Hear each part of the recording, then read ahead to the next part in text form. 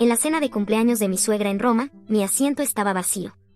Mi esposo se rió y dijo, «Ups, parece que contamos mal», mientras la familia reía. Tranquilamente, dije, «Parece que no soy de la familia», y me levanté. 30 minutos después, descubrieron que había cancelado todo el evento, el lugar, el catering, todo. Sus caras se pusieron pálidas como fantasmas. «Parece que no soy de la familia», dije, con la voz firme, a pesar del terremoto que ocurría en mi pecho. Las palabras flotaban en el aire de ese exclusivo restaurante romano, mientras 12 pares de ojos me miraban fijamente, con expresiones que iban desde el shock hasta una satisfacción mal disimulada. La ligera risa de mi esposo Sean, cuando dijo «Ups, parece que contamos mal», aún resonaba en mis oídos mientras me giraba y me alejaba de la mesa, donde no había silla para mí. La humillación quemaba mis venas mientras salía del restaurante, pero no cayó ni una sola lágrima. En cambio, sentí una calma extraña apoderarse de mí mientras sacaba mi teléfono y abría la aplicación de gestión de eventos en la que había basado mi carrera. Tenía 30 minutos antes de que se dieran cuenta de lo que estaba haciendo, y eso era más que suficiente tiempo. Antes de comenzar, quiero tomar un momento para agradecer a cada uno de ustedes por ser parte de este increíble viaje. A veces, los momentos más poderosos llegan cuando finalmente reconocemos nuestro valor. Si alguna vez te has sentido como un extraño observando desde afuera, esta historia podría resonar contigo. Antes de ser testigos del viaje de Anna, desde la organizadora de eventos más destacada de Boston hasta una mujer recuperando su dignidad en Roma, suscríbete para unirte a nuestra comunidad de lectores que aprecian historias de autodescubrimiento y fuerza inesperada. Ahora, vamos a asomarnos detrás del telón de un matrimonio construido sobre las apariencias. Mi nombre es Anna Morgan Caldwell. Hace 5 años, yo era solo Anna Morgan, la fundadora de Elite Affairs, la empresa de planificación de eventos más solicitada en Boston. Había construido mi negocio desde cero, después de pagarme la universidad. Cada gala elegante, cada reunión corporativa perfectamente ejecutada, cada boda de la alta sociedad en Boston tenía mis huellas invisibles por todas partes. Mi reputación por mi discreción, atención al detalle y habilidad para lograr lo imposible me convirtió en la planificadora preferida de la élite de la ciudad. Así fue como conocí a Sean Caldwell, en la gala benéfica que organicé para el Hospital Infantil de Boston. Alto, con el cabello oscuro perfectamente peinado y una sonrisa que arrugaba las comisuras de sus ojos, Sean tenía la confianza fácil de alguien que nunca se preocupó por el dinero. Era encantador, con esa manera práctica de los hombres nacidos en la riqueza, pero había algo genuino en su interés por mi trabajo. ¿Eres la maga detrás de todo esto?, me preguntó, señalando el salón transformado del Four Seasons. Mi madre ha estado tratando de decidir quién contratar para su evento benéfico el próximo mes. Creo que acabo de encontrar la respuesta. Un trabajo llevó a otro, y pronto estaba organizando eventos regularmente para la familia Caldwell. Los Caldwell eran la aristocracia de Boston, con dinero antiguo que provenía de la industria naviera y los ferrocarriles. Tenían esa marca particular de riqueza que no necesitaba mostrar, algo evidente en la calidad sutil de todo lo que poseían, la facilidad con la que navegaban en su mundo. Nuestro romance comenzó 6 meses después de que empecé a trabajar para su familia. Sean me persiguió con la misma determinación que le ponía a su trabajo en la firma de inversiones de la familia.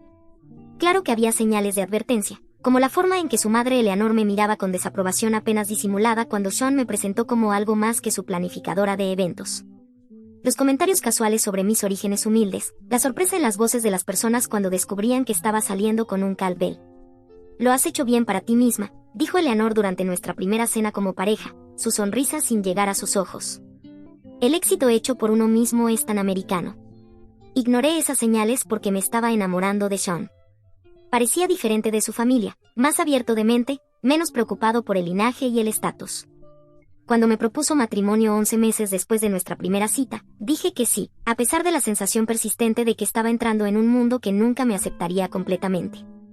La boda fue, naturalmente, el evento social de la temporada. Planeé gran parte de ella yo misma, incapaz de confiar en otro planificador para mi propia boda. Eleanor tenía opiniones sobre todo. El lugar no era lo suficientemente tradicional, el menú demasiado aventurero, la lista de invitados carecía de nombres clave de la sociedad. Hice compromisos donde pude, me mantuve firme donde me importaba. Sean actuó como pacificador, pero noté que rara vez contradecía directamente a su madre. Después de la boda, la desautorización se volvió más sistemática.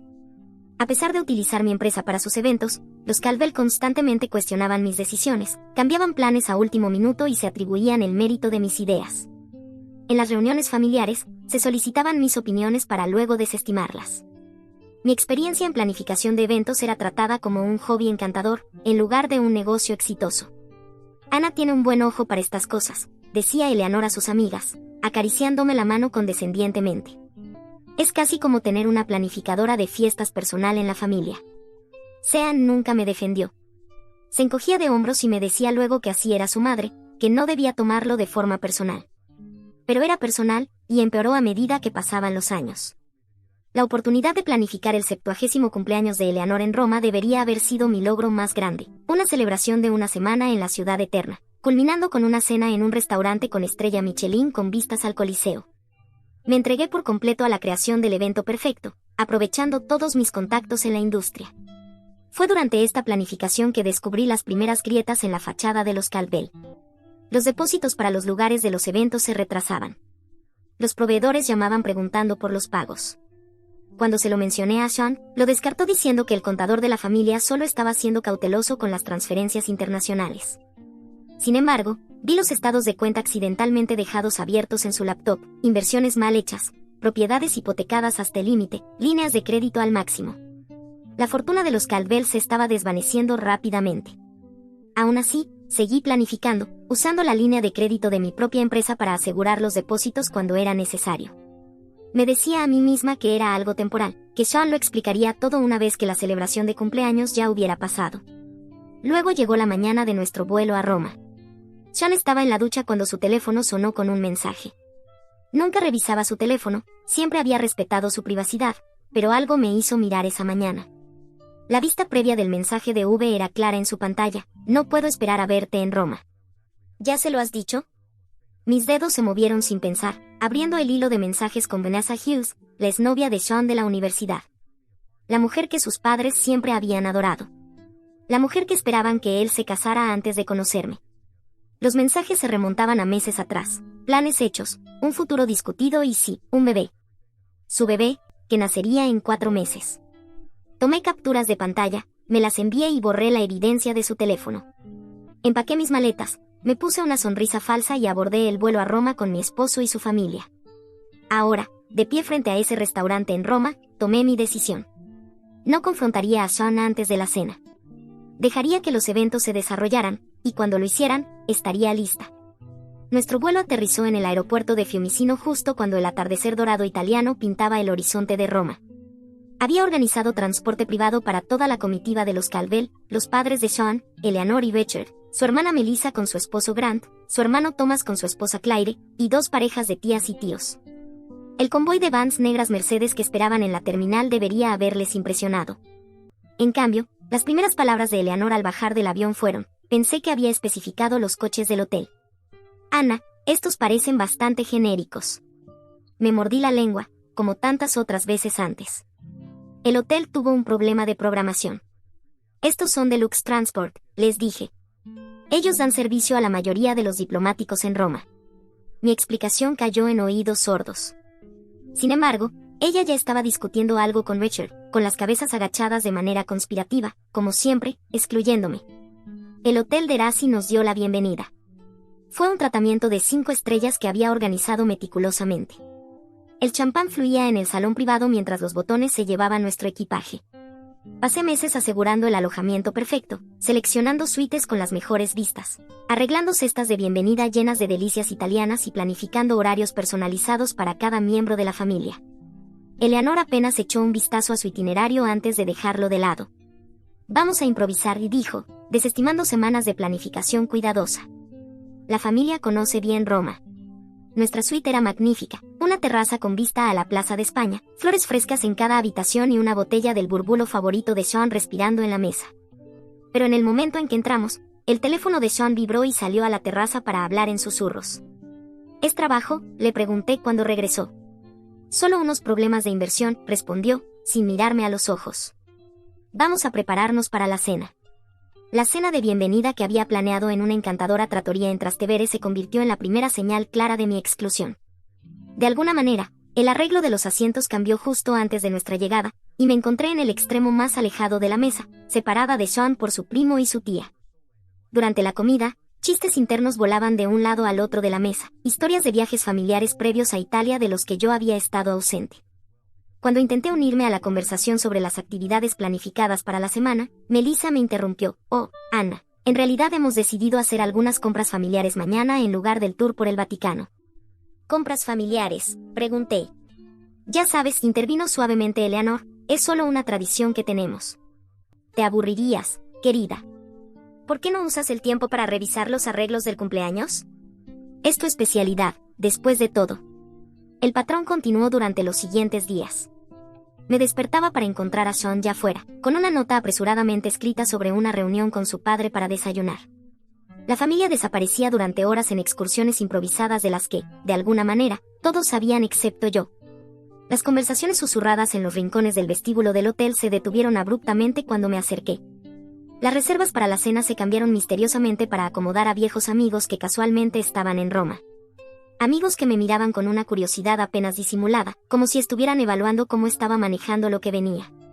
En la tercera mañana, se presentó la oportunidad cuando Sean salió apresuradamente a encontrarse con su hermano, dejando su maletín sin cerrar. Los documentos dentro confirmaron mis peores temores. Borradores de papeles de separación preparados por el abogado de la familia Caldwell, fechados 2 meses antes. Un acuerdo propuesto que ofrecía una miseria en comparación con lo que me correspondía. Y lo más condenatorio, un guión real, detallando cómo Sean anunciaría nuestro inminente divorcio en la cena de cumpleaños de su madre, presentándolo como una decisión mutua tomada de manera amistosa. Mis manos temblaban mientras fotografiaba cada página con mi teléfono. Ahí estaba, en blanco y negro, la salida perfectamente planeada de la esposa inadecuada, programada para causar el máximo impacto público, pero con el mínimo de vergüenza social para los Caldwell. El cumpleaños de Eleanor no solo era una celebración, iba a ser mi funeral como Caldwell. En lugar de confrontar a Sean, canalicé mi ira en una meticulosa documentación. Cada día hacía excusas para regresar a nuestra suite sola, buscando más pruebas. Encontré estados bancarios que mostraban enormes retiros hacia cuentas offshore, impresiones de correos electrónicos que discutían la liquidación de activos antes de que la situación se hiciera pública, y una nota escrita a mano de Eleanor a Sean. Una vez que esta desagradable situación con Neana quede atrás, Vanessa será recibida de vuelta como corresponde. Mi máscara profesional permanecía firme mientras seguía supervisando los preparativos del cumpleaños. Confirmé los arreglos florales, me reuní con el gerente del restaurante, aprobé las tarjetas personalizadas del menú, todo mientras recopilaba migas digitales de la casa de cartas financiera de los Caldwell. Cuando alguien me preguntaba por qué parecía distraída, culpaba los detalles de última hora del evento. En realidad, estaba construyendo mi arsenal. La mañana del cumpleaños de Eleanor amaneció clara y brillante. Me desperté temprano, deslizándome fuera de la cama sin despertar a Sean. El horario del día estaba lleno, un recorrido privado por la Galería Borges por la mañana, un almuerzo en un viñedo fuera de la ciudad y luego regresar al hotel para prepararnos para la gran cena de la noche. Como planificadora del evento, necesitaba llegar al restaurante temprano para asegurarme de que todo estuviera perfecto. Estaba en el centro de negocios del hotel imprimiendo las confirmaciones finales cuando escuché la voz de Eleanor desde el mostrador de conserjería adyacente. La pared divisoria era delgada y su tono imperioso se escuchaba claramente. Serán 12 asientos, no 13, instruyó a alguien por teléfono. No me importa lo que diga la reserva original. El plano de asientos que envié es final. Pausa, luego, no, eso no será un problema. El arreglo ha sido discutido con mi hijo. Su esposa no se quedará para la cena. Es un asunto familiar, ¿entiendes? No hagas preguntas cuando se vaya. Mi sangre se heló mientras las piezas encajaban en su lugar. El asiento que faltaba no era un descuido ni un ajuste de última hora. Era el centro de su plan, una humillación pública. Estaba diseñada para hacer que mi salida pareciera mi elección, en lugar de su orquestación. Cerré mi laptop, recogí mis papeles y caminé hacia el ascensor con pasos medidos. Dentro, saqué mi teléfono y comencé a hacer una nueva serie de arreglos. Si los Caldwell querían una cena de cumpleaños memorable, me aseguraría de que fuera inolvidable, pero no de la manera que ellos habían planeado. Llegué al restaurante Aroma 1 hora antes que los demás invitados, como cualquier buena planificadora de eventos. El lugar en la azotea ofrecía una vista panorámica impresionante del Coliseo, bañado por el resplandor ámbar del atardecer. Inspeccioné personalmente cada detalle, desde las tarjetas de lugar escritas a mano hasta el arreglo de las peonías y rosas blancas, las favoritas de Eleanor. El champán se estaba enfriando, el menú de degustación de 7 platos confirmado, y el pastel de cumpleaños de 3 niveles era una obra maestra de la artesanía italiana. «¿Todo está a su satisfacción, señor Caldwell?», preguntó Marco, el encargado. «Perfecto», respondí, sabiendo que sería el último evento que organizaría para los Caldwell. A pesar de todo, mi orgullo profesional exigía nada menos que la perfección. Regresé al hotel para cambiarme y ponerme el vestido de Valentino azul medianoche que había comprado específicamente para esta noche. Mientras me maquillaba con manos firmes, estudié mi reflejo. 5 años intentando encajar en un mundo que estaba decidido a rechazarme me habían pasado factura, pero no de la manera que los Caldwell habían esperado. En lugar de quebrarme, me habían endurecido la resolución. La familia Caldwell había planeado reunirse en el vestíbulo del hotel antes de salir hacia el restaurante. Llegué puntualmente, solo para encontrarles a todos esperando.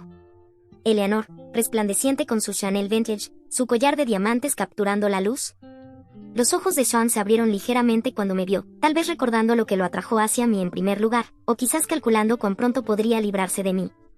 Ana, querida, te ves hermosa, dijo Eleanor, dándome un beso en el aire cerca de la mejilla. Solo estamos esperando los coches. El trayecto hasta el restaurante fue corto, lleno de charlas artificiales sobre las actividades del día, de las cuales había sido excluida.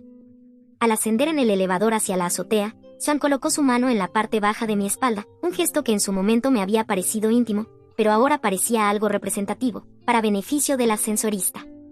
Las puertas se abrieron para revelar la impresionante terraza que había diseñado, transformada en un elegante comedor bajo las estrellas. El Coliseo se alzaba iluminado contra el cielo nocturno, un testamento tanto de grandeza como de la inevitable caída de los imperios. Qué apropiado que Eleanor entrara primero, saludada con aplausos entusiastas por los miembros de la familia que esperaban. Uno por uno, todos se movieron hacia la gran mesa redonda que había especificado, una mesa que debería haber tenido 13 asientos. Seguí detrás de Sean, quien se movía con determinación hacia su asiento asignado, junto a su madre. Me acerqué al lugar donde debería haber estado mi tarjeta de asiento, solo para encontrar nada. No había silla, no había cubierto, ni siquiera un reconocimiento de que existiera. Por un momento, me quedé congelada. La escena perfecta de confusión a mi alrededor. Las conversaciones continuaron mientras todos se acomodaban en sus asientos, evitando cuidadosamente mi mirada. El personal, que horas antes había confirmado los asientos conmigo, se veía incómodo pero permaneció en silencio. ¿Pasa algo?, preguntó Eleanor inocentemente, su voz con suficiente volumen como para llamar la atención de todos. Creo que hay un error, dije, mi voz más tranquila de lo que realmente me sentía. Falta mi lugar.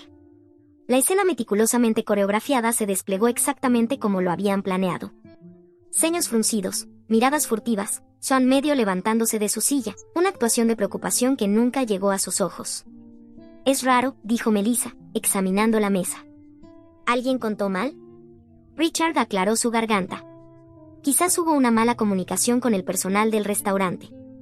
Y entonces llegó la línea de Sean, entregada con una casualidad ensayada que me dio escalofríos. Se rió, en realidad se rió, y dijo, «Ups, parece que contamos mal». La familia se rió. No fue una risa estrepitosa. Eso sería demasiado obvio. Fue una risa suave, de gente compartiendo una broma interna. En ese momento, lo vi todo con perfecta claridad, la humillación calculada, el escenario público elegido para evitar una escena, las bases para las historias que contarían después sobre la pobre Ana, que no pudo manejar la presión de la vida familiar de los Caldwell. Mi mirada se movió lentamente alrededor de la mesa, observando cada rostro. Eleanor, triunfante detrás de su sonrisa de cumpleaños, Richard, incómodo pero cómplice, Melissa y Thomas, disfrutando del espectáculo, sus cónyuges, lo suficientemente conscientes de la crueldad como para sentirse ligeramente avergonzados, pero no lo suficiente como para objetar. Y Sean, mi esposo, el hombre que alguna vez prometió estar a mi lado contra el mundo, mirándome con curiosidad distante, como un científico observando un experimento. Podría haber montado una escena. Podría haber exigido una silla, haber expuesto su plan frente al personal, haber hecho la clase de exhibición pública que viviría en la historia de la familia durante generaciones. Eso era lo que esperaban, lo que habían preparado. Eleanor consolaría a Sean por su inestable esposa y la narrativa del divorcio se escribiría sola. En lugar de eso, enderecé los hombros, levanté la barbilla y pronuncié la línea que iniciaría mi recuperación del poder. Parece que no soy de la familia. 4 palabras, simples, devastadoras en su verdad. Las sonrisas vacilaron. La expresión de Sean pasó de la arrogancia a la incertidumbre. Me había desviado de su guión. Me voy, añadí, dándome la vuelta con la dignidad que había sido mi armadura durante todo mi matrimonio. Ana, no seas dramática, llamó Sean tras de mí, otra línea de su libreto. Podemos solucionar esto. No respondí. Caminé por el restaurante, asintiendo cortésmente al personal que había sido testigo de mi humillación. En el elevador, finalmente me permití respirar profundamente. Luego otra vez. Para cuando llegué a la calle, mis manos ya habían dejado de temblar. Un pequeño café frente al restaurante ofrecía el punto de vista perfecto. Pedí un espresso y saqué mi teléfono. Este era el momento para el que me había preparado, los 30 minutos de libertad mientras los Caldwell se felicitaban entre sí por la exitosa expulsión de la esposa inapropiada. Primero envié un correo electrónico preparado a Marco, el gerente del restaurante, con instrucciones que se habían acordado como una contingencia sorpresa, una práctica común en la planificación de eventos de alto nivel. Adjunto estaba la prueba de mi autoridad como titular de la cuenta y coordinadora del evento, junto con la confirmación de la reversión inmediata del pago. Luego vinieron las llamadas, al viñedo programado para el almuerzo de mañana, al guía privado del Vaticano para el día siguiente, al capitán del yate para la excursión a la costa amalfitana, a la villa en Toscana para el último fin de semana. Uno por uno, cancelé todo, transfiriendo los depósitos que había hecho con la línea de crédito de mi propia empresa de vuelta a mi cuenta de negocios. Con cada cancelación, me sentía más ligera. Los correos electrónicos de Sean comenzaron a llegar, primero molestos, luego confundidos, y finalmente desesperados, a medida que mis tácticas se volvían claras. Los dejé sin respuesta. 28 minutos después de que salí del restaurante, terminé mi espresso y pagué la cuenta. Era hora del acto final. Me puse de pie, alicé mi vestido valentino y caminé de regreso al otro lado de la calle para presenciar el momento cuando la celebración de cumpleaños perfecta de Eleanor Caldwell se desplomara a su alrededor. Entré al restaurante Aroma por la entrada de servicio, una ruta con la que me había familiarizado durante mi inspección anterior. Marco, el gerente del restaurante, me recibió con una expresión preocupada. Señora Caldwell, ¿está usted segura de esto? Es algo muy inusual. Estoy absolutamente segura. Marco, y agradezco su discreción. Le entregué un sobresellado. Esto contiene prueba de la reversión de pagos y la cancelación de la garantía de mi empresa para los gastos de esta noche, como discutimos. Los Caldwell necesitarán proporcionar un nuevo método de pago para continuar con su cena. Marco asintió solemnemente. En el mundo de los eventos, las relaciones lo eran todo. Había trabajado con Marco en 3 ocasiones anteriores para otros clientes de Boston que visitaban Roma. Me debía favores. Aunque podría encontrar mi solicitud peculiar, la cortesía profesional dictaba que debía cumplir. ¿Cuándo debo informarles? Le enviaré un mensaje de texto en exactamente 5 minutos. Me gustaría observar desde un lugar discreto. Él me guió hacia un pequeño rincón cerca de la entrada de la cocina, con una vista perfecta de la mesa de los Caldwell. Ellos estaban en medio de brindar por Eleanor, las copas de champán alzadas, sus rostros iluminados con autosatisfacción. El primer plato acababa de ser servido, caviar de avestruz importado, que Eleanor había solicitado específicamente. Había sido casi demasiado fácil desmantelar la semana de cumpleaños de Eleanor. La mayoría de los proveedores de alto nivel en la industria de la hospitalidad operan en una red de confianza mutua y referencias. Como la planificadora del evento que había hecho todos los arreglos y cuya línea de crédito de la empresa había asegurado los depósitos, tenía la autoridad para hacer cambios. El rastro digital de correos electrónicos, contratos y autorizaciones de pago llevaba mi nombre y firma, no el de Eleanor ni el de Sean. Mi teléfono vibró, un mensaje nuevo de Sean. Anna, ¿dónde estás? Deja de ser infantil y regresa. Luego otro. Madre está molesta. Te estás avergonzando a ti misma. No respondí. En su lugar, le envié un mensaje a Carmen en la Villa Borghesa, donde la familia iba a hospedarse para la etapa de Toscana del viaje. Carmen confirmó la cancelación y me deseó lo mejor, agregando que la generosa propina que le había dado a su personal sería reembolsada por separado a mi cuenta de negocios. Mi teléfono vibró nuevamente con mensajes de Sean, ahora llegando rápidamente en sucesión. El hotel acaba de llamar, dijeron que nuestra reserva para mañana por la noche está cancelada. ¿Qué estás haciendo, Anna? Esto es ridículo, llámame inmediatamente. Esto no tiene gracia, soluciona esto ahora. Le envié un mensaje a Marco. Puedes proceder. Desde mi lugar oculto, observé cómo Marco se acercaba a la mesa con 2 miembros del personal. Se inclinó hacia Becher, que estaba sentado al frente de la mesa, opuesto a Eleanor. La familia seguía comiendo, inicialmente prestando poca atención a la interrupción.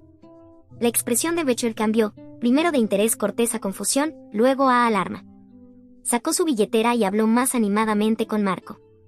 El gerente negó con la cabeza disculpándose, mostrándole algo en una tableta. Para ese momento, Toda la mesa había notado la interrupción. Eleanor dejó su tenedor. Su postura regia traicionó los primeros indicios de tensión. Sean estaba mirando su teléfono, presuntamente leyendo mi último mensaje, explicando exactamente lo que había hecho. Todos los depósitos han sido devueltos a la cuenta de mi empresa. Todos los arreglos para la semana han sido cancelados. Los problemas financieros de su familia están a punto de hacerse muy públicos. Disfruten su caviar. La escena se desplegó como un ballet perfectamente coreografiado de caos. Richard se levantó, su rostro enrojecido de rabia o vergüenza, quizás ambas. La mano de Eleanor voló hacia su collar de diamantes, apretándolo como si buscara apoyo. Melissa susurraba frenéticamente a su esposo. Thomas sacó su teléfono, presuntamente tratando de verificar lo que estaba sucediendo. ¿Y Sean? Sean se quedó congelado, su rostro despojado de color. A diferencia de los demás, él comprendió las implicaciones completas. Sabía lo que yo había descubierto sobre sus finanzas. Sabía lo que ocurriría si los amigos de su madre en la sociedad se enteraban de que los Caldwell ya no podían cubrir la cuenta de una cena, mucho menos mantener su estilo de vida lujoso. Mi teléfono sonó, Sean llamando ahora, no enviando mensajes. Rechacé la llamada y vi cómo él se levantaba abruptamente de la mesa, casi volcando su silla al tratar de alejarse para intentarlo de nuevo. Esta vez respondí. Ana, siseó, su voz una mezcla de furia y pánico. ¿Qué diablos crees que estás haciendo? Parece que no soy de la familia, respondí con calma. Así que no soy responsable de las celebraciones familiares. Tienes que solucionar esto ahora. ¿Tienes idea de lo humillante que es esto? ¿Para mi madre? ¿Para todos nosotros? Lo tengo exactamente claro, Sean. Ese era el punto. ¿Dónde estás? Su voz cambió, la desesperación comenzando a filtrarse. Necesitamos hablar. Puedo explicarte sobre Vanessa, sobre todo. Seguro que puedes. El problema es que he visto los estados financieros, Sean. He visto los correos electrónicos. Sé que el imperio Caldwell se está desmoronando. Y sé que has estado ocultando activos en el extranjero antes de presentar la demanda de divorcio. Su respiración rápida confirmó lo que ya sabía. Nunca esperó que yo descubriera estas cosas. Me había subestimado, al igual que su familia desde el principio. Esas eran privadas, sí. Lo eran. Al igual que los mensajes de texto de Vanessa sobre el bebé. Al igual que el guión para anunciar nuestro divorcio en la cena de cumpleaños de tu madre. Al igual que la disposición de los asientos, deliberadamente excluyéndome. Hubo silencio en la línea. En el restaurante, pude ver al gerente ahora hablando con toda la mesa. Varios otros comensales observaban con un interés indisimulo. La humillación de los Caldwell se estaba convirtiendo en un espectáculo público, exactamente lo que habían planeado para mí. Ana, por favor. La voz de Sean había perdido toda su confianza aristocrática. No entiendes lo que esto nos va a hacer. Lo entiendo perfectamente, por eso lo hice. Podemos resolverlo, regresa al hotel. Me reuniré contigo allí en 20 minutos. No, Sean, no creo que podamos resolverlo. Colgué la llamada y salí de mi escondite. Era el momento de mi última aparición como Caldwell. Cuando me acerqué a la mesa, 12 pares de ojos se volvieron hacia mí, algunos enojados, otros temerosos, todos incrédulos. Eleanor fue la primera en hablar, su voz temblando de furia. ¿Cómo te atreves a arruinar mi cumpleaños? Sonreí, sintiendo una extraña calma. Aprendí de la mejor, Eleanor. Después de todo, ¿no es esto exactamente lo que planeaste para mí? Una humillación pública, una salida orquestada. La única diferencia es que cambié el final. Richard se levantó. Esto es un escándalo. No tenías derecho. Tenía todo el derecho. Interrumpí. Cada contrato, cada reserva, cada arreglo estaba a mi nombre o al nombre de mi empresa. Simplemente ajusté los planes. Te arrepentirás de esto, escupió Melissa. Cuando Sean te divorcie, no recibirás nada. Ahí es donde te equivocas, respondí, mirando directamente a Sean. Tengo copias de todo. Las cuentas offshore, los activos ocultos, las transacciones fraudulentas. Estoy segura de que el IRS encontrará todo esto fascinante. Sus caras se pusieron pálidas mientras comprendían las implicaciones. En ese momento, no sentí triunfo ni vindicación, solo una profunda sensación de liberación mientras me daba la vuelta y me alejaba de la familia Caldwell por última vez. Dejé Italia a la mañana siguiente. Actualicé mi billete a primera clase en un vuelo directo a Boston, usando los puntos que había acumulado planificando las vacaciones anteriores de los Caldwell. La ironía no se me escapaba. Detrás de mí dejé a una familia en crisis, su fachada cuidadosamente construida derrumbándose en tiempo real. A través del conserje del hotel, supe que los Caldwell pagaron su cena con el brazalete vintage de Bulgari de Eleanor como garantía, hasta que se pudiera realizar una transferencia bancaria. A la mañana siguiente, la noticia se había difundido por la red de hospitalidad de alto nivel de Roma. La ilustre familia estadounidense estaba teniendo dificultades para realizar pagos. Los proveedores restantes que no había cancelado personalmente comenzaron a solicitar pagos por adelantado, en lugar de promesas. Mi teléfono se llenó de mensajes, algunos amenazantes, otros suplicantes. Los leí durante mi escala en Londres, mientras tomaba té Earl Grey en el salón de British Airways. Richard, esto es procesable. Nuestros abogados se pondrán en contacto. Melissa, has cometido el error más grande de tu vida. Thomas, ¿realmente pensaste que podrías humillar a nuestra familia sin consecuencias? El mensaje de Eleanor fue el más revelador. Siempre supe que eras vulgar. Esta muestra vengativa solo prueba lo que he dicho desde el principio.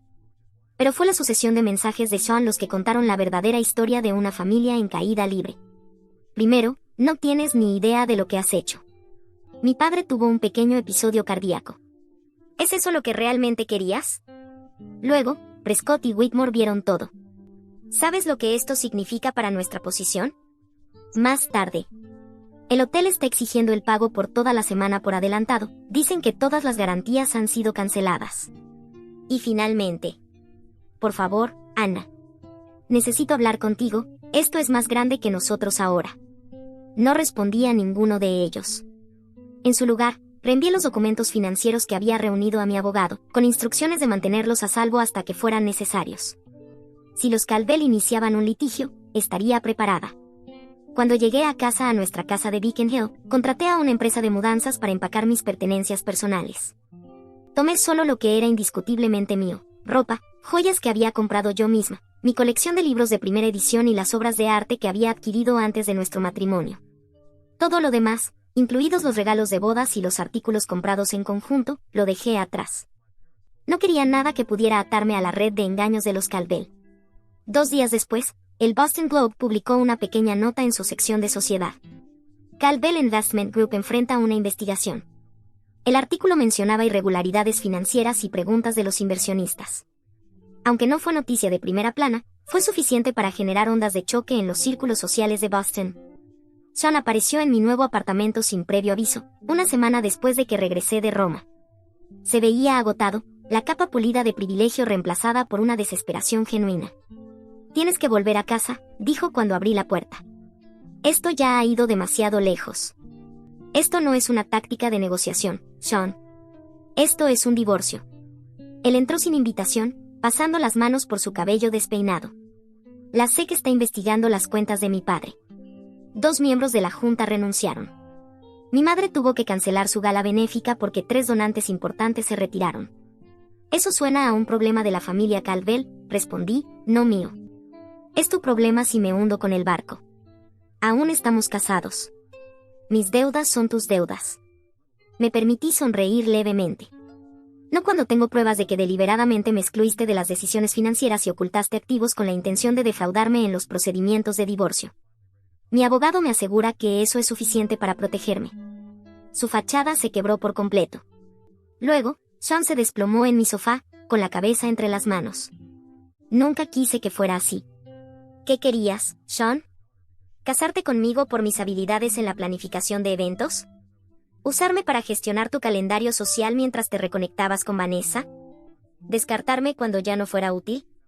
No fue así al principio, dijo en voz baja. Yo sí te amaba, pero no lo suficiente como para enfrentarme a tu familia. No lo suficiente como para ser honesto acerca de tu aventura. Me senté frente a él, sintiéndome extrañamente calmada. ¿Cuándo se supone que nace el bebé? Su cabeza se levantó bruscamente. ¿Cómo sabes? 4 meses, según los textos que vi. Felicitaciones. Un silencio pesado cayó entre nosotros. Afuera, la lluvia comenzó a golpear contra las ventanas de mi nuevo apartamento, más pequeño que nuestro brownstone, pero mío, solo mío. Pagado con las ganancias de un negocio que había construido sin dinero ni conexiones de los Caldwell. Te daré lo que quieras, dijo Sean finalmente. Solo entrega esos documentos y firma un da. Pon tu precio. Ese fue el momento en que me di cuenta de que los Caldwell aún no me entendían en absoluto. Después de 5 años, aún me veían como alguien que se podía comprar, alguien motivado por las mismas preocupaciones materiales que guiaban su existencia. No quiero tu dinero, Sean. Quiero mi libertad. Quiero que se reconozca la verdad. Me levanté, indicando que nuestra conversación había terminado. Los documentos se quedan con mi abogado, a menos que intentes arrastrarme contigo. Los términos del divorcio son simples. Yo me voy con lo que es mío, tú con lo que es tuyo, y Vanessa. ¿El bebé? Su voz se volvió casi inaudible. Eso es entre tú y tu conciencia. Espero que seas un mejor esposo para ella que lo que fuiste para mí. Después de que se fue, me quedé junto a la ventana, observando cómo la lluvia se intensificaba. El escándalo se desarrolló gradualmente en las siguientes semanas. The Boston Globe publicó un artículo más extenso sobre las irregularidades financieras del grupo de inversiones Caldwell. Los clientes de toda la vida retiraron sus carteras en silencio. La posición de Eleanor en 3 prestigiosas juntas de caridad se convirtió en imértes, en lugar de activa. El embarazo de Vanessa se hizo público cuando la vieron en la consulta de su obstetra con un anillo de compromiso. La cronología dejaba claro que su relación había continuado mucho antes de que terminara nuestro matrimonio. En la alta sociedad de Boston, la infidelidad podía ser tolerada si era discreta, pero tal mala conducta flagrante violaba el código tácito. Mi negocio prosperó a pesar del escándalo, o quizás por él. Los clientes que antes me miraban por encima del hombro ahora apreciaban mi discreción e integridad. La historia que circuló no fue sobre una mujer despechada, sino sobre una profesional que se negó a ser utilizada y descartada. 6 meses después, recibí una invitación que me hizo reír en voz alta. Al abrirla, era una solicitud para pujar por la planificación del próximo evento benéfico de Eleanor Caldwell. Aparentemente, la desesperación había vencido al orgullo. Decliné educadamente, citando una agenda completa. El divorcio se finalizó sin drama. Los Caldwell, enfocados en salvar su reputación y finanzas, aceptaron mis términos sin discusión. Sean y Vanessa se casaron en privado, y su hija nació 2 semanas después. No envié ningún regalo. En el primer aniversario de esa noche en Roma, me encontré planificando otro evento en Italia, una boda de celebridad en la costa amalfitana. Mientras estaba de pie en una terraza con vista al Mediterráneo, con el teléfono en mano y los proveedores a mi mando, me di cuenta de algo inesperado. Era feliz, no a pesar del colapso de mi matrimonio, sino gracias a él. Los Caldwell habían intentado hacerme sentir pequeña, reducirme a un accesorio en su gran narrativa. En cambio, me habían liberado inadvertidamente para reclamar mi propia historia. Al perder lo que pensaba que quería, encontré lo que realmente necesitaba, no la aceptación de una familia decidida a rechazarme, sino el coraje de rechazar una vida construida sobre las apariencias. Levanté mi copa hacia el sol poniente, con una sonrisa, brindando por la silla vacía que me mostró exactamente dónde pertenecía. Historia 2. Mi ex esposo pensó que yo era estéril. Me dejó hace 13 años en Tokio. Sonrió con arrogancia. Aún soltera, ¿verdad? Mi hijo es un genio, como yo. Sonreí. Conoce a mi hijo. Se puso pálido. El niño era su viva imagen. Yo había criado sola a su hijo. Su sonrisa se desvaneció en arrepentimiento. Nunca pensé que estaría embarazada y divorciada en el mismo mes. Susurré aquellas palabras a mi reflejo en el espejo del baño, mientras sostenía la prueba de embarazo positiva con manos temblorosas. 8 semanas antes, Maxwell se había parado en nuestra cocina, con una postura rígida y formal, como si hablara con un socio de negocios y no con su esposa desde hacía 7 años. Quiero el divorcio, dijo. Las palabras me golpearon como puñetazos. He sido paciente, pero necesito hijos. Una familia. Algo que tú no puedes darme. El recuerdo de ese momento todavía ardía. Me quedé congelada, con el delantal puesto, preparando una cena especial. Esa noche íbamos a hablar sobre una última ronda de tratamientos de fertilidad que yo había investigado. Pero Maxwell, tenemos opciones, el doctor dijo. Conocí a otra persona, me interrumpió. Su voz era inquietantemente calmada. Es más joven. Las probabilidades son mejores. Antes de comenzar el camino de Claire, quiero tomar un momento para agradecerte por estar aquí. Si te conmueven las historias sobre cómo encontrar fuerza en los momentos más devastadores de la vida, como cuando el esposo de Claire se marcha, alegando su infertilidad como razón, considera suscribirte. Es completamente gratis y nos ayuda a compartir más historias de mujeres reconstruyendo sus vidas tras el desamor. Acompáñanos a presenciar cómo una base hecha pedazos puede convertirse en el inicio de algo hermoso. Así, de un momento a otro, mi mundo se vino abajo. El hogar que habíamos construido. El futuro que habíamos planeado. Todo se esfumó en una conversación de 5 minutos. Maxwell ya había empacado una maleta. Ya había consultado a un abogado. La traición no estaba solo en su decisión de irse, sino en lo meticulosamente que lo había planeado, mientras yo investigaba clínicas de fertilidad, creyendo que estábamos en esta lucha juntos. Aquella noche dormí en la habitación de invitados.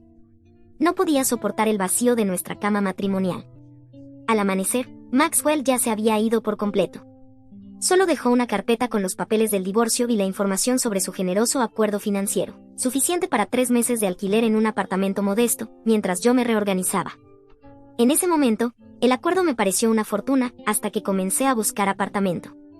7 años como ama de casa me habían dejado con un currículum vacío y sin experiencia laboral reciente. La única habilidad que tenía para ofrecer era mi título en diseño de interiores, el cual había dejado atrás para apoyar la carrera de Maxwell. Nos mudamos 3 veces en 5 años por sus ascensos. «Tiene usted un gusto excelente, señora Harrington», me dijo un agente de alquiler durante mi 12ª visita. Pero sin historial laboral ni activos significativos, los propietarios se muestran reacios. Finalmente encontré un pequeño apartamento de una habitación, sobre una lavandería. Estaba lejos de nuestro vecindario suburbano, pero a poca distancia de varios negocios donde quizás podría conseguir trabajo. El zumbido constante de las lavadoras se volvió la banda sonora de mis noches sin dormir. Mi cuenta bancaria disminuía alarmantemente. Cada mañana solicitaba empleos de oficina, trabajos en tiendas, cualquier cosa que contratara a alguien con una brecha de 7 años en su historial laboral. Cada tarde regresaba a casa con otro rechazo. 2 semanas después de mudarme, me encontré mirando nuestro álbum de bodas, preguntándome cómo el hombre que había prometido en lo bueno y en lo malo pudo abandonarme con tanta frialdad. Entonces recordé nuestro proceso de fertilidad, en específico, los 3 embriones que habíamos congelado durante nuestro último intento de fecundación in vitro. Embriones que Maxwell aparentemente había olvidado, en su prisa por comenzar una nueva familia. La clínica de fertilidad fue comprensiva, pero clara con respecto a mis opciones. «Señora Harrington, dado que estos embriones fueron creados durante su matrimonio, ambos tienen derecho sobre ellos», me explicó la coordinadora. Sin embargo, sus formularios de consentimiento indican que cualquiera de las 2 partes puede proceder con la implantación. Hice la cita de inmediato, usando lo último que quedaba del dinero del acuerdo. Fue un acto desesperado, pero también desafiante. Una última oportunidad de tener la familia que siempre soñé, aunque no fuera del modo que había imaginado. Entre las citas médicas, mi búsqueda de empleo se volvió cada vez más frenética. Mis ahorros casi se agotaron. Finalmente, vi un cartel de «Se necesita ayuda» en Millie's Diner, un restaurante familiar a 6 cuadras de mi apartamento. Millie, una mujer de cabello plateado, ojos amables y actitud firme, me entrevistó en el momento. «¿Nunca has sido mesera?», preguntó, mirando mi blusa cuidadosamente planchada, el último vestigio de mi vida anterior. «No, pero aprendo rápido», respondí, esforzándome por mantener la voz firme. «Y necesito este trabajo más de lo que imagina». Algo en mi expresión debió tocarla. «Turnos de 6 horas. Empiezas mañana. Las propinas se reparten por igual. No llegues tarde». Esa noche practiqué llevar platos arriba y abajo por el pasillo de mi diminuto apartamento, decidida a no fracasar también en esto. La primera semana en el local de Millie fue brutal. Mis pies se llenaron de ampollas con unos zapatos que no estaban hechos para estar de pie. Durante 8 horas seguidas confundía pedidos, derramaba café y recibía suspiros impacientes de los camareros con más experiencia. Me negué a renunciar, porque este trabajo era mi salvavidas. Poco a poco fui mejorando. Los clientes habituales empezaron a pedir estar en mi sección. Mis compañeras, que al principio eran distantes, comenzaron a incluirme en sus conversaciones durante los descansos. «No eres lo que esperábamos», confesó Rita, madre soltera de 2 hijos, que llevaba 15 años en Millie's. «Cuando Millie te contrató, con esas perlas y ese bolso elegante, pensamos que no durarías ni 2 días». Me reí, sorprendida de mí misma. Honestamente, yo tampoco lo creía. Con el paso de las semanas, esas mujeres se convirtieron en mi sistema de apoyo inesperado. No sabían nada sobre la transferencia de embriones. Era mi esperanza, demasiado frágil para compartir. Pero intuían que estaba reconstruyéndome después de algo devastador. Luego, el divorcio se finalizó. Maxwell ni siquiera se presentó en la corte. Envió a su abogado. Me senté sola, en mi lado de la sala, sintiéndome extrañamente desconectada, mientras el juez declaraba oficialmente disuelto nuestro matrimonio. Nadie mencionó hijos. Ni fertilidad. Solo bienes, deudas, y la terminación clínica de 7 años juntos. Esa noche trabajé un turno doble en el restaurante, sirviendo platos de comida reconfortante, mientras asimilaba que, esta vez, estaba verdaderamente sola. Cuando Rita notó mis ojos enrojecidos, simplemente me entregó un delantal limpio, y cubrió mis mesas durante 10 minutos, sin hacer preguntas. 3 días después, la primera oleada de náuseas matutinas me golpeó, justo en medio del servicio de desayuno. Apenas logré llegar al baño del personal antes de vomitar violentamente. Cuando volvió a pasar la mañana siguiente, Rita me arrinconó en la sala de descanso. O estás embarazada, o necesitas un médico, dijo, sin rodeos, ofreciéndome una galleta salada. Esa noche me hice una prueba de embarazo. Luego, 2 más. Todas confirmaron lo que parecía imposible. Contra todo pronóstico, la transferencia había funcionado. Estaba embarazada. Recién divorciada. Trabajando por salario mínimo más propinas. Viviendo encima de una lavandería. Me senté en el suelo del baño durante horas, alternando entre la risa y las lágrimas. Esa diminuta vida dentro de mí era, a la vez, un milagro y una complicación. Un vínculo con el hombre que me había abandonado, y mi única familia en el mundo. Mañana tendría que hacer citas médicas. Investigar opciones de cuidado prenatal con mi seguro limitado, y averiguar cómo prepararme para un bebé en mi diminuto apartamento. Pero esta noche, coloqué mi mano sobre mi vientre a un plano, y hice una promesa. Lo resolveremos juntas, pequeña. Pase lo que pase, siempre serás deseada. Los cimientos de mi antigua vida se habían hecho pedazos por completo. Pero sentada allí, en el frío suelo de cerámica, sentí los primeros, frágiles brotes, de algo nuevo que empezaba a crecer. Las náuseas matutinas se convirtieron en mi alarma diaria. Llegaban con brutal puntualidad, a las 6:15. 15 minutos antes de mi turno.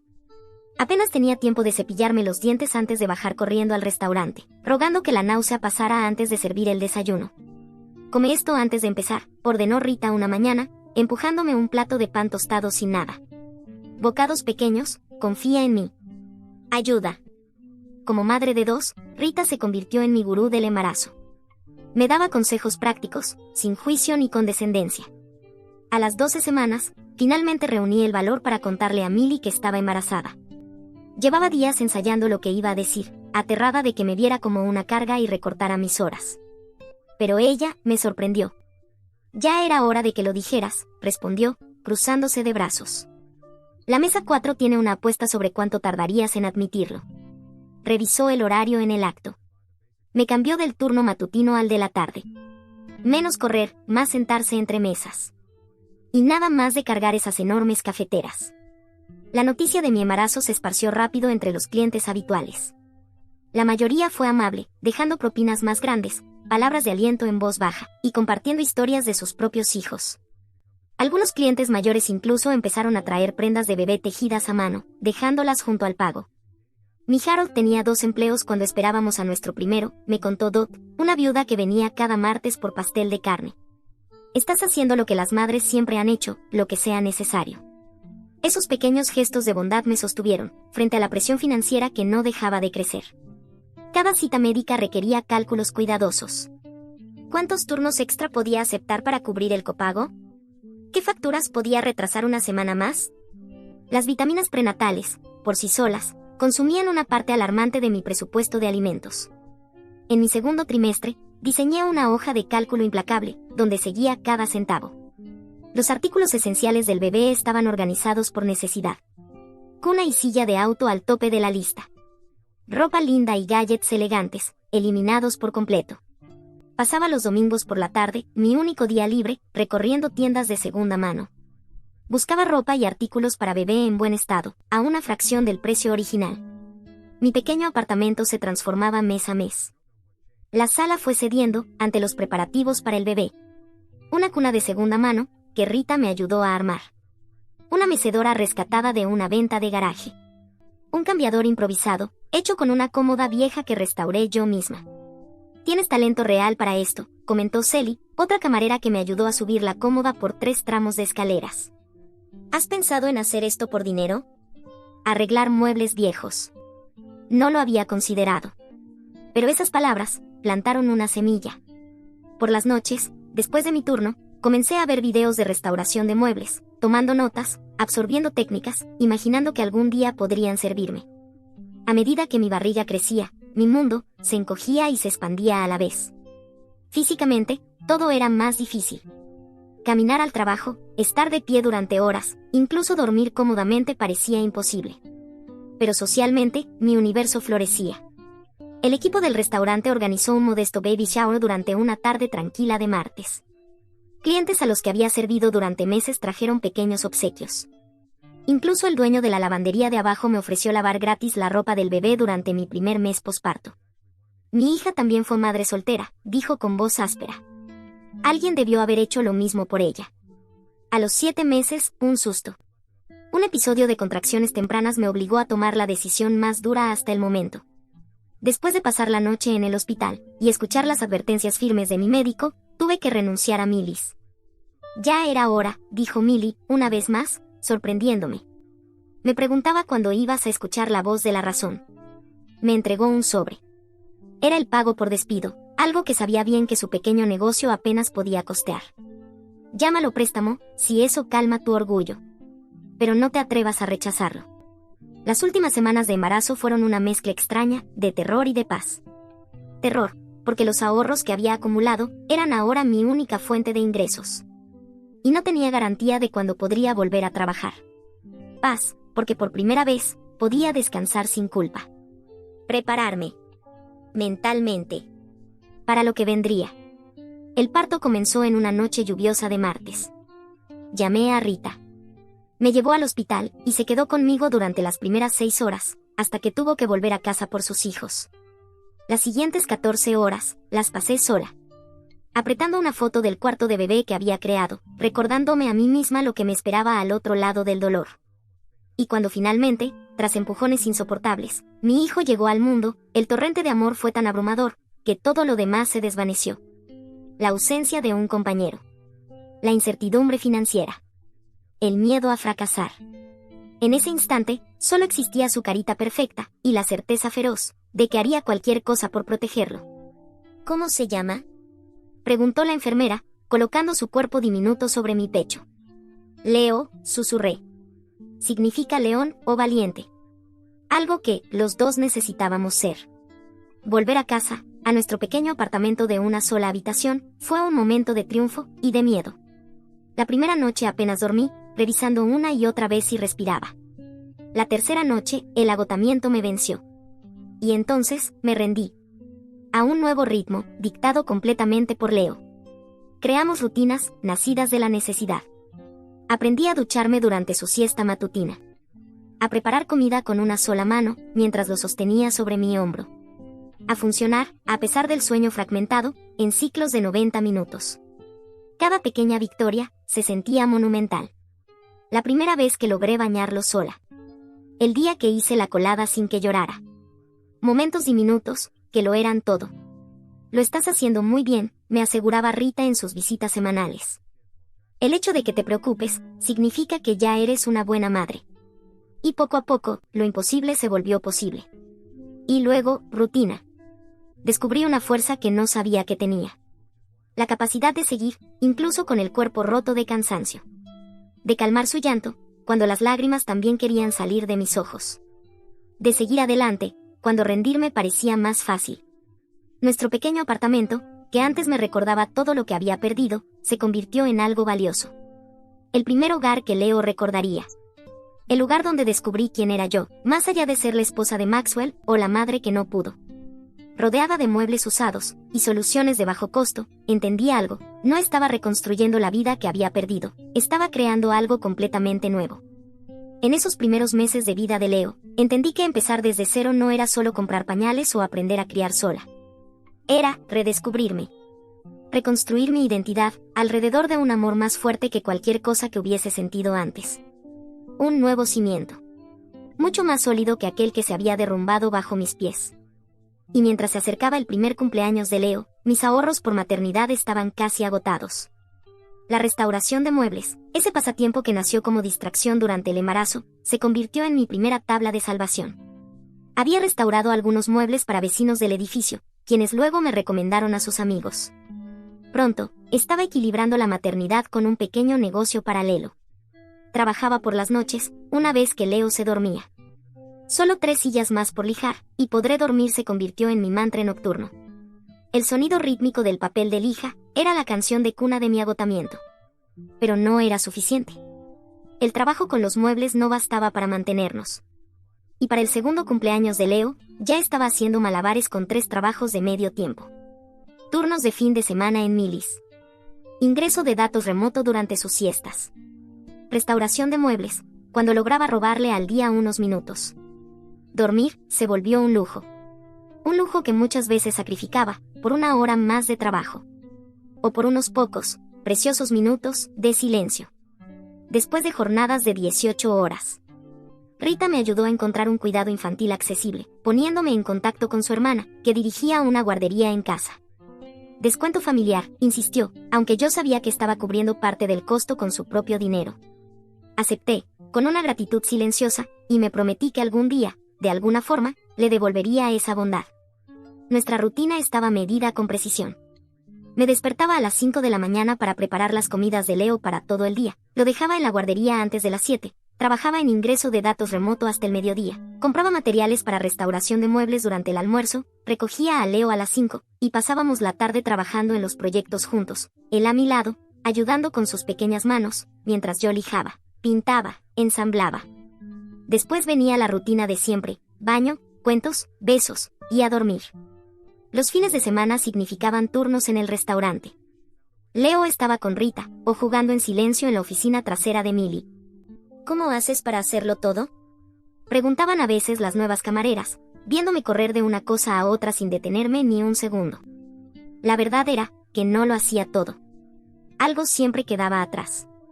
Algunas noches, demasiado agotada para leerle el cuento completo, recortaba páginas mientras Leo protestaba con voz somnolienta.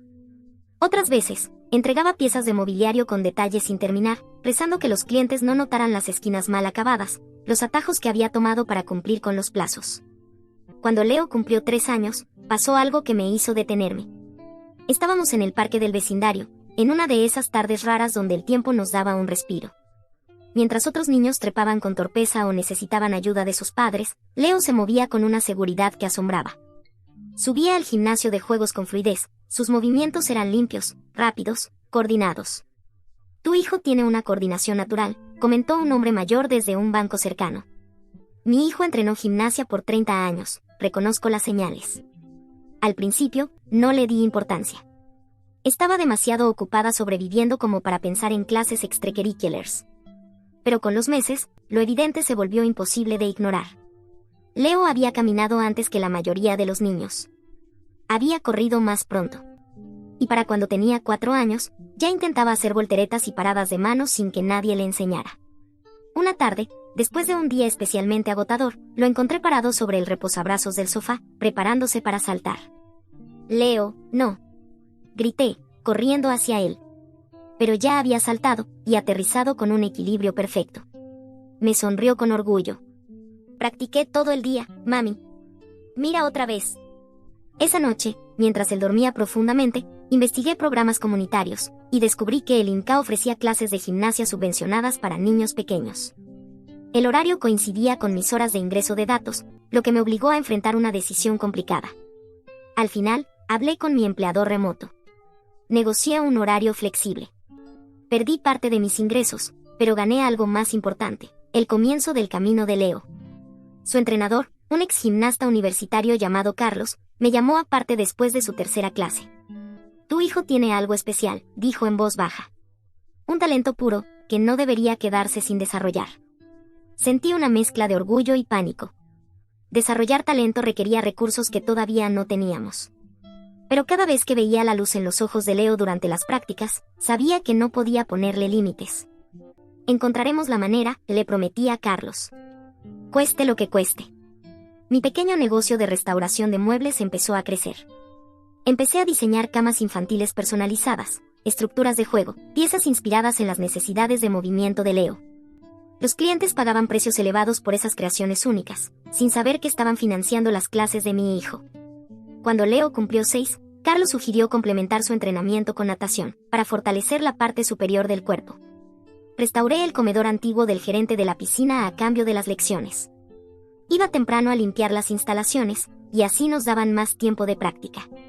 Nuestro apartamento se convirtió en un gimnasio improvisado. Cojines del sofá para practicar volteretas, barras desmontables en los marcos de las puertas para hacer dominadas, cinta adhesiva marcando los pasillos para ejercicios de equilibrio. Inventábamos juegos que disfrazaban el entrenamiento como si fuera simple diversión. Convertimos nuestras limitaciones financieras en oportunidades para crear. ¿Por qué mis amigos no tienen barras de mono en su sala?, preguntó Leo una vez, colgándose boca abajo de la estructura que había instalado en el techo. Porque sus mamás probablemente tienen mejor gusto para decorar, respondí riendo, mientras lo vigilaba practicar un nuevo aterrizaje. Y a medida que Leo crecía, nuestras conversaciones crecían con él. Durante las caminatas hacia la escuela, le contaba versiones editadas de nuestra historia. Como la vida a veces da giros inesperados. Como la verdadera fuerza no viene de tenerlo todo, sino de saber adaptarse. ¿Cómo cuando me caigo en gimnasia?, preguntó con esa sabiduría suya de 7 años, que siempre lograba desarmarme. Exacto. No se trata de no caerse, se trata de volver a levantarse. Siempre. Él asintió, en silencio, absorbiendo la lección con una profundidad que no esperaba. Y por eso tú trabajas tanto, porque te vuelves a levantar. Su frase me hizo arder los ojos. Sí, exactamente por eso.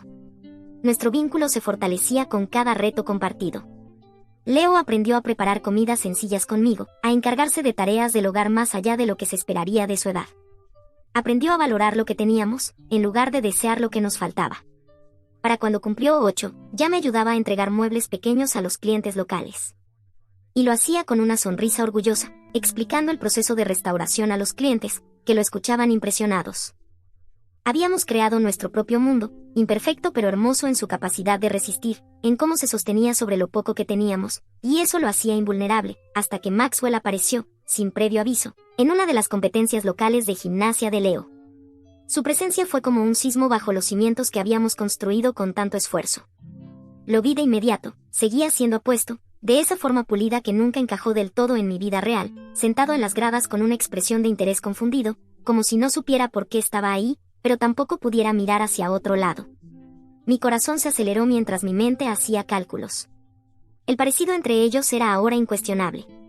Y mientras Leo ejecutaba una rutina impecable sobre el suelo, llena de gracia, precisión y alegría, yo luchaba por mantener la atención donde debía, en él, en su logro, en lo que significaba ese momento.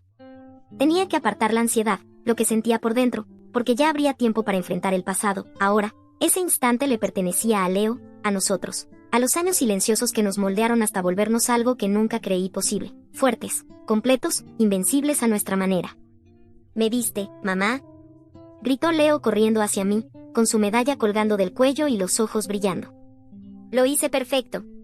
Te vi cada segundo, le respondí con sinceridad, envolviéndolo en un abrazo apretado, mientras evitaba deliberadamente mirar hacia las gradas. Y estuviste absolutamente increíble.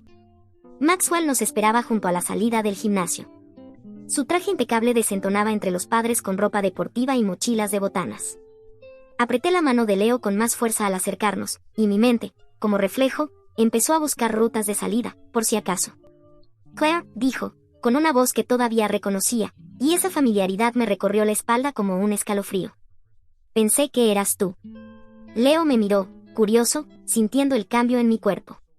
Cariño, ¿por qué no vas a felicitar a Tyler por su rutina?, le dije suavemente. Necesito hablar con este señor un momento. Una vez que Leo estuvo fuera de alcance, me giré hacia Maxwell. ¿Qué estás haciendo aquí? Viaje de negocios, respondió sin pestañear. Vi el anuncio del evento en el periódico local. Sus ojos seguían a Leo, con esa mezcla de nostalgia y sorpresa que no podía ocultar. Él no está aquí para ti, lo interrumpí antes de que dijera más. Este es su momento, y tú no tienes derecho a invadirlo. Maxwell sacó una tarjeta de presentación, ahora con el logotipo de una firma de abogados prestigiosa. Llámame. Necesitamos hablar. Antes de darse la vuelta, dejó caer una frase que me quedó resonando. Tiene mis ojos, Claire. Esa noche, cuando Leo ya dormía, me senté en nuestra pequeña mesa de cocina y miré la tarjeta durante tanto tiempo que los bordes comenzaron a doblarse entre mis dedos. Las letras doradas, elegantes, parecían burlarse de la vida sencilla pero digna que habíamos construido. Una sola llamada podía cambiarlo todo. Darle a Leo oportunidades que yo no podía ofrecerle. Aliviar el esfuerzo constante, la presión de cada decisión financiera. Pero, ¿a qué precio? Llamé a Rita. Nos encontró, le dije, y fue suficiente. ¿Quieres que vaya?, preguntó sin dudar. No. Leo está dormido. Solo, no sé qué hacer. Su respuesta fue como siempre, breve, clara, honesta. ¿Qué te dice el instinto? Que debo proteger a mi hijo. Entonces eso es lo que haces. 3 días después, llamé a Maxwell. Quedamos de vernos en una cafetería, durante las horas de escuela de Leo. Llegó puntual, como siempre. Ahora tenía canas en las sienes, algo que no lo hacía menos imponente, al contrario. Es mío, ¿verdad?, dijo sin rodeos. Biológicamente, sí. La transferencia funcionó. Exhaló, como si llevara años conteniéndolo. ¿Por qué no me lo dijiste? Intenté no perder el control. ¿Decírtelo? ¿En qué momento? ¿Cuándo te fuiste sin mirar atrás? ¿Cuándo firmaste el divorcio sin siquiera pelearlo? Me dejaste porque no podía darte un hijo. ¿Y ahora quieres saber por qué no te lo conté? Tenía derecho a saber. Leo tenía derecho a un padre. No a cualquiera, respondí, con la rabia que llevaba años tragándome. A uno que lo quisiera sin condiciones. No a uno que abandonó a su madre cuando las cosas se complicaron. Su expresión cambió. Ya no era acusación, era cálculo. Quiero estar en su vida. Puedo ofrecerle cosas que tú no puedes. Él necesita estabilidad. Amor. No lujos. No apariencias. He cambiado, Claire. Verlo, verte, me hizo replantearme todo. ¿Y qué propones exactamente? La respuesta llegó 2 días después, durante una cena en un restaurante donde el precio de un plato equivalía a mi semana de trabajo. Maxwell pintó un futuro tentador: volver a casarnos, mudarnos a su barrio, entrenadores privados para Leo, los mejores colegios, estabilidad económica, todo aquello que yo había luchado por conseguir a mi manera. Leo tendría mi nombre, mis recursos, todo lo que se merece, dijo Maxwell. Y tú ya no tendrías que agotarte trabajando. Los beneficios eran claros. No más empleos múltiples. No más noches de insomnio haciendo cuentas. No más miedo a no poder costear una emergencia médica o la universidad. Necesito tiempo para pensarlo, respondí, porque mi cabeza era un torbellino. Durante 2 semanas observé cada interacción entre Maxwell y Leo. En visitas supervisadas, llegaba con regalos caros, una colchoneta profesional, guantes personalizados, una tablet llena de videos técnicos. Leo se mostraba cauteloso, curioso, intentando entender quién era ese hombre que de pronto parecía interesado en su vida. ¿Va a estar mucho por aquí ahora?, me preguntó una noche, mientras lo arropaba. ¿Te gustaría eso?, le respondí, con suavidad. Pensó un momento, y luego dijo algo que me dejó helada. Sabe mucho sobre gimnasia, pero se ve decepcionado cuando no hago las cosas perfectas. Esa frase se me quedó clavada. Recordé las muecas sutiles de Maxwell cuando Leo fallaba un ejercicio. Sus miradas rápidas a otros niños más avanzados. El mismo perfeccionismo, el mismo juicio, que lo había hecho alejarse de mí cuando nuestra fertilidad se convirtió en una lucha, ahora se dirigía, sin filtro, hacia nuestro hijo. Acordé encontrarme con Maxwell a solas en el parque donde Leo practicaba los fines de semana. Llegué antes, como siempre, y lo vi acercarse mientras los niños se columpiaban, corrían, trepaban por estructuras que Leo podía dominar con los ojos cerrados. He tomado una decisión, le dije, sin rodeos. La respuesta es no. Su seguridad titubeó. ¿Es por el dinero? Puedo aumentar el apoyo. No se trata de cifras, Maxwell. Se trata de lo que Leo necesita. Estabilidad. Amor sin condiciones. Un padre que valore su esfuerzo, tanto como sus logros. Puedo darle eso. ¿Puedes? Hace 8 años te fuiste cuando las cosas se pusieron difíciles. ¿Qué pasará cuando Leo no cumpla con tus expectativas? ¿Cuando deje de ser un prodigio, y solo sea un niño que tiene un mal día? Maxwell no respondió. Su silencio ya era respuesta. Hemos construido una vida donde su valor no depende del rendimiento, ni del estatus. No voy a cambiar eso por una comodidad financiera. Estás cometiendo un error, advirtió, y por un momento volvió el abogado detrás del traje. Podría pelear por la custodia. Podrías intentarlo, le dije, mirándolo de frente, sin bajar la voz. Pero antes, considera lo que eso le haría a Leo. Y también, considera lo que pensaría un juez sobre un padre que abandonó a su esposa por una supuesta infertilidad, y luego ignoró a su hijo durante 8 años. Y lo intentó. Lo legalizó. Lo formalizó. La amenaza llegó en forma de sobrecertificados, reuniones tensas, letras en papel que no querían decir nada, pero lo decían todo. Yo respondí con lo que tenía, pedí ayuda a Rita, reuní lo poco que podía reunir, y consulté con una abogada especialista en casos de filiación. Tiene vínculo biológico, me explicó. Pero ningún vínculo emocional. Los tribunales priorizan la estabilidad. La lucha me drenó por dentro. Mis ahorros, mi energía, mis noches. Pero no retrocedí. No lo haría. Cuando Maxwell entendió que yo no iba a ceder, ofreció un acuerdo. Visitas regulares, apoyo económico. Sin reclamos de custodia. Necesito saber que él es parte de mi legado, admitió en nuestra última conversación. Pero yo ya sabía que destruir la vida de Leo no dejaría legado alguno, solo ruinas. El acuerdo fue razonable. Y, al mismo tiempo, doloroso. Maxwell financiaría su educación y entrenamiento, con derechos de visita progresivos, según el ritmo y la comodidad de Leo. A cambio, yo no impugnaría su reconocimiento legal como padre. Firmé. Y no sentí victoria. Ni derrota. Solo el peso. El de haber elegido el camino más difícil, por las razones correctas. Sí, habría sido más fácil aceptar la seguridad que Maxwell ofrecía. La casa, el nombre, los recursos. Pero la independencia, esa que me había costado tanto, no tenía precio. Esa noche, vi a Leo hacer paradas de manos contra la pared del salón. Sus pies rozaban el techo. Y pensé, aquí estamos. No tenemos lujos. Pero tenemos fuerza. Habíamos sobrevivido al abandono. Construido un hogar con lo que había. Y ahora, habíamos enfrentado la tormenta del pasado. Mamá, mira esto. Gritó Leo, haciendo una voltereta perfecta por la sala. Te veo, le dije, y mis palabras llevaban más peso del que él podía entender. Siempre te veo. Y cualquier cosa que venga, la enfrentaremos juntos. No como beneficiarios de una generosidad condicional, sino como el equipo resiliente que siempre fuimos. 5 años después de aquella confrontación, estaba en la cocina, la misma de siempre, con sus muebles reciclados, sus tazas desparejadas, su calidez honesta, mirando un sobre con el logo oficial de USA Gymnastics. Leo, ahora de 13 años, más alto que yo con su 1,78 m, se movía nervioso a mi lado. Ábrelo, mamá, me pidió, con la voz quebrada por la adolescencia, esa que cada día me recordaba que el tiempo no se detiene. Rompí el sello con cuidado, como si al hacerlo pudiera ralentizar el momento. Leí las primeras líneas. Mi respiración se detuvo. Felicitaciones, Leonardo Harrington. Mi voz tembló mientras avanzaba. Has sido seleccionado para representar a Estados Unidos en la competencia internacional junior de gimnasia, en Tokio, Japón. El grito de Leo hizo temblar las ventanas. Me arrebató la carta, como si necesitara comprobarlo con sus propios ojos. Lo logré, mamá. Lo logré. Me invadió un orgullo inmenso, pero también la realidad. Tokio. Gastos.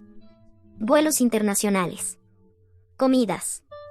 Alojamiento, en una de las ciudades más caras del mundo. El programa cubriría lo básico.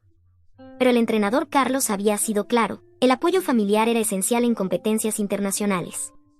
Esto hay que celebrarlo, anuncié, ahogando mis cálculos mentales por un momento.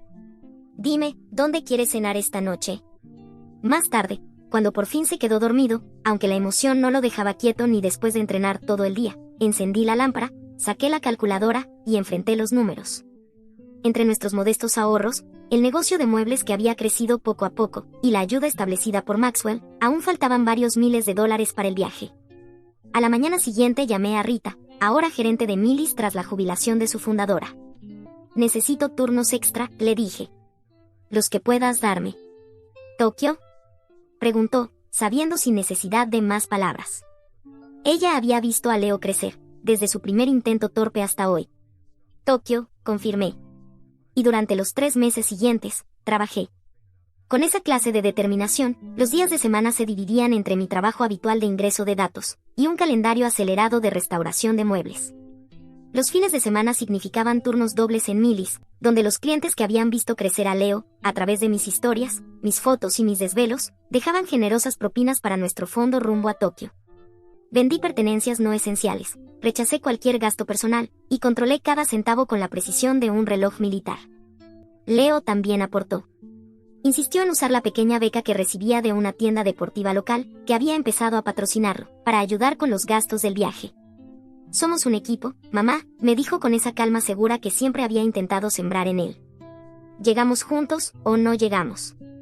2 semanas antes de la partida, la última pieza del rompecabezas financiero llegó sin aviso, un sobre con un vale de vuelo en clase ejecutiva rumbo a Tokio, y una nota.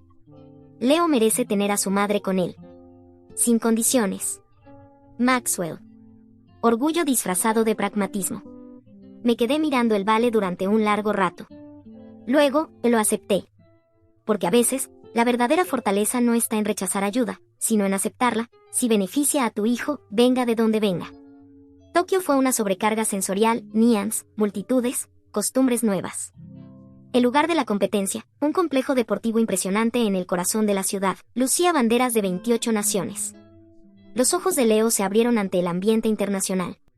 Su típica indiferencia adolescente fue reemplazada, por un instante, por una admiración genuina. ¿Puedes creer que realmente estamos aquí?, susurró durante la orientación, apretándome la mano como solía hacerlo de niño. Estábamos navegando el proceso de acreditación cuando una voz familiar atravesó el murmullo multilingüe. Claire. Leo. Maxwell estaba frente a nosotros. No con su traje de oficina habitual, sino con una credencial que lo identificaba como parte del equipo legal del evento.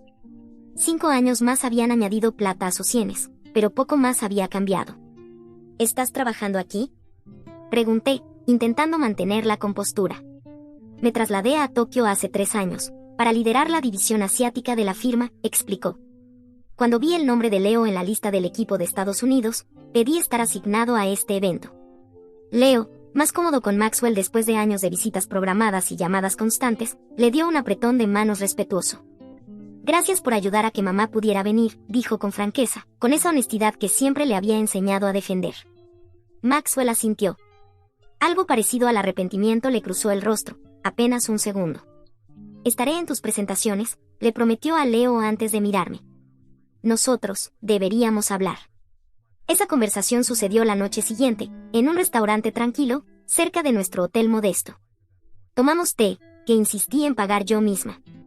Maxwell parecía más contenido, más humano. Ver todo desde la distancia, todos estos años, comenzó, eligiendo las palabras con cuidado, me hizo darme cuenta de lo que dejé atrás. No solo un matrimonio, sino la oportunidad real de conocer a mi hijo. De formar parte de quien es. Tuviste derecho de visita, le recordé, sin alzar la voz. Tener derechos no es tener una relación. Su mirada fue firme. Rechazaste casarte de nuevo conmigo. Rechazaste aceptar mi apoyo, más allá de lo que el tribunal exigía. Rechazaste que comprara mi entrada a la vida de Leo. En su momento, pensé que eras terca. ¿Y ahora? Ahora entiendo que fuiste sabia. Miró alrededor del restaurante sencillo. Tú le diste algo que yo no pude, autenticidad. La certeza de que su valor no depende de sus logros, ni de sus ventajas. La competencia duró 3 días, con eventos preliminares antes de las finales. Leo se presentó con determinación absoluta. Años de entrenamiento sobre colchonetas improvisadas y gimnasios comunitarios estaban allí, en cada movimiento. Cuando un salto difícil no salió como esperaba, Maxwell lo observó desde las gradas con una expresión compleja, entre orgullo y remordimiento. Durante una pausa, se acercó a mí con una franqueza que no le conocía. ¿Sabes qué es lo que más me asombra?, preguntó, mirando cómo Leo hablaba con su entrenador. No es su talento, aunque lo tiene, y es evidente. Es su carácter. La forma en que anima a los competidores más jóvenes. Como agradeció al personal del lugar, en japonés, aunque apenas lo domina. Hizo una pausa. Eso viene de ti, Claire. No de mí. No de los genes. De ti. En el último día, Leo superó todas las expectativas, y ganó una medalla de bronce. Era más que un trofeo. Era una medalla forjada en años de sacrificio, en noches sin dormir, en esfuerzos que nadie había aplaudido, hasta ahora. Mientras lo veía de pie sobre el podio, con los ojos brillantes de emoción, sentí como 13 años de lucha se condensaban en un solo instante. Puro. Verdadero. Nuestro. Esa noche, en la cena de celebración, rodeados por el entrenador de Leo, sus compañeros y algunas familias, Leo alzó su copa de sidra espumosa y pidió la palabra. Por mi mamá, dijo, y su voz adolescente dejó paso a una gratitud sincera. Porque me enseñó que la verdadera victoria no es estar en un podio. Es estar al lado de quienes amas, pase lo que pase. Alrededor nuestro, las conversaciones se reanudaron. Maxwell se inclinó hacia mí. Hiciste bien en decirme que no, murmuró. Yo quería darle cosas. Tú, le diste raíces. Esa noche, Tokio brillaba con estrellas sobre nuestras cabezas mientras Leo y yo caminábamos de regreso al hotel. Su medalla, bien guardada en el bolsillo de su chaqueta. El camino que nos trajo desde un matrimonio roto hasta este momento, no fue recto. No fue fácil. Pero de alguna forma, habíamos llegado justo, donde necesitábamos estar. ¿Alguna vez te arrepientes?, preguntó Leo de pronto. De haber hecho todo esto sola. Lo miré a mi hijo. Fuerte. Compasivo. Resiliente de formas que iban mucho más allá del deporte. Y en ese instante, sentí como nuestro viaje completaba su círculo. Ni por un solo momento, respondí, con total sinceridad. Algunas cosas rotas, no están hechas para ser reparadas. Están hechas para transformarse en algo completamente nuevo. Y más hermoso que antes. Leo asintió, con una comprensión que iba más allá de su edad. Como nosotros. Exactamente como nosotros, dije, mientras las luces de Tokio iluminaban nuestro camino hacia adelante. Dos personas, que habían convertido los desafíos más profundos de la vida, en sus mayores bendiciones.